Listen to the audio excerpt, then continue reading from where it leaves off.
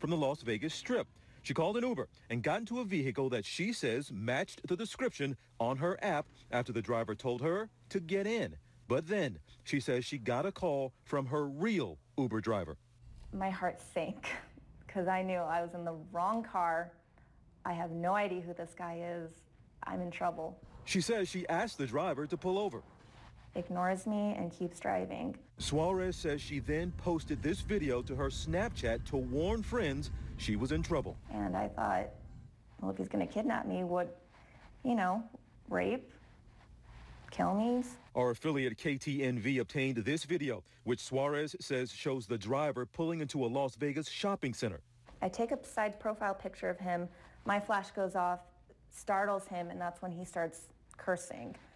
Give me your wallet, give me your phone, give me everything you have. Suarez says she kept her phone but threw her wallet his way, but the driver wouldn't stop the car. So she acted on instinct, leaping from the moving car. Once he did rob me, he continued to drive away with me. I only got out because I jumped out. Suarez and her lawyer say they're concerned that kidnapping isn't mentioned in the police report. Las Vegas police tell us in a statement this case is open and is currently being investigated as a robbery. Our detectives have been investigating this incident since it occurred and are attempting to identify the suspect. We ask all our citizens to please verify the information of the driver and description of the vehicle before getting inside a vehicle. If someone finds themselves in a similar event, we urge them to call 911. An Uber spokesperson tells us the safety benefits that are built into the Uber app, like the GPS tracking of your trip, only work if you are in the car assigned to you through the app. If someone is in the wrong car, they won't know who their driver is, and neither will Uber. Suarez says, regardless of the outcome of the investigation, she wants her story to be a lesson for others. I'm here, and I'm here to tell my story and doing it to warn other girls. This just in, an amazing shot from the International Space Station of Hurricane Florence. But perhaps more startling, the text of the tweet from the astronaut who sent it. Alexander Gerst writing, "Watch out, America. Hurricane Florence is so enormous, we could only capture her with a super wide angle lens from the space station, 400 kilometers directly above the eye. Get prepared on the East Coast. This is a no kidding nightmare coming for you." That's from the astronaut who tweeted that picture.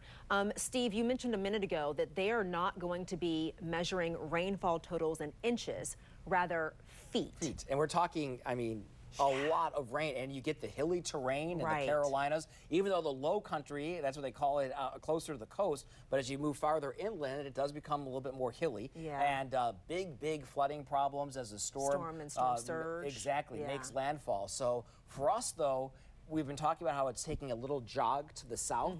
That's actually better news for the D.C. area, which means lesser rains. And this weekend may very well turn out to be nicer than last weekend for us. So keep it all in perspective. If you have friends or family in North Carolina, South Carolina, and they're questioning whether or not they should evacuate, just get out. Now is the time to go. This is really the last day to really clear things out. Right. All right, show you what's going on closer to home as we move through the afternoon hours. This is our camera in Tenleytown looking toward the National Cathedral. This is Rehoboth Beach, Delaware, where folks are still enjoying themselves. Waves are kicking up just a little bit out there, but overall, a fairly pleasant afternoon ahead. Here's the latest on what is Hurricane Florence, still a Category 4 storm with winds at 130 miles per hour, wind gusts upwards of 160 miles per hour, expected to meander along the North Carolina, South Carolina coastline before making landfall. It will lose a little bit of its intensity, but still we're talking about a Category 2 storm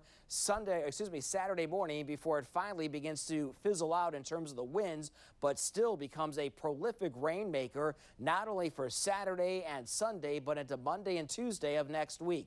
Spaghetti plots love to show you these. Notice how tight they are, very close together. That means that all of the models are in firm agreement as to where this storm is going, and then taking that jog to the south and then eventually up to the north. Here we are in D.C. We could miss a good share of this if it moves off toward the west of us and then toward the north, bringing us just showers as we move into Monday and Tuesday of next week. A lot can change between now and then. We're going to keep you updated. What we can tell you right now is that the storm is trending Farther to the south, that's better news for us. A lower impact for the metro area for the upcoming weekend, but it's going to be devastating for the Carolinas as they move into Saturday, Sunday, and Monday with heavy, heavy rain.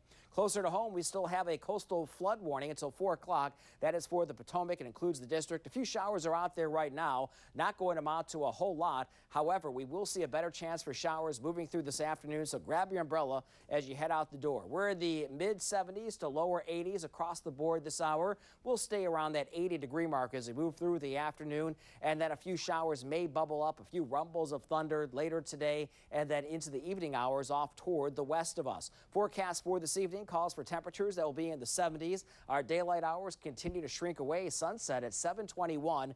Nighttime lows will fall into the 70s, so it's going to stay on the warm and humid side. And tomorrow, almost a repeat of what we have out there today. Scattered showers, a few thunderstorms, temperatures